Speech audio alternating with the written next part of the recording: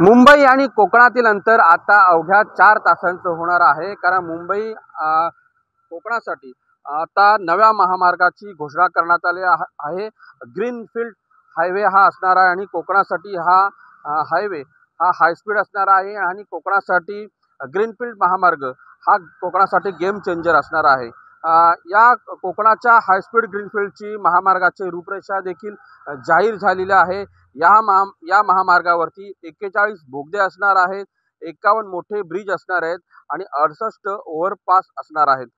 त्याचबरोबर high speed greenfield महामार्गावर हा महामार्ग जो आहे तो 376 किलोमीटर लांबीचा असणार आहे आणि यासाठी 68,720 कोटी रुपये खर्च अशी तरतूद या महामार्गासाठी करण्यात आलेली आहे।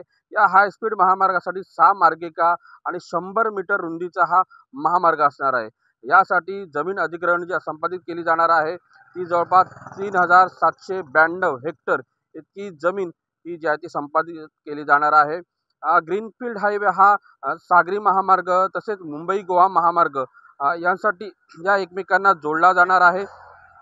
हा महामार्ग अलिबाग असेल, शहापूर, रोहा, माणगाव, मेडेगाव, मंडणगड, दापोली, गुहागर शहर, गणपतीपुळे, राजापूर, भालावली, देवगड शहर, मालवण, कुडाळ, सावंतवाडी हा असा महामार्ग असणार आहे। एकंदरीत पाहिलं तर सध्या मुंबई गोवा महामार्ग गेल्या अनेक वर्षापासून रखडलेला आहे। खडतर प्रवास जो आहे तो मुंबई गोवा महामार्गावरून ज्या आहे तो प्रवाशांना करावा लागतोय। आता नव्या महामार्गाची घोषणा झालेली आहे। पहिला मुंबई गोवा महामार्ग, त्यानंतर सागरी महामार्ग आणि आता नवा जो आहे तो ग्रीनफील्ड महामार्ग। मात्र अद्यापही मुंबई गोवा महामार्गाचं काम जे आहे ते अद्यापही पूर्ण झालेलं नाही। मात्र आता नव्या आणखी एका महामार्गाची घोषणा झालेली आहे।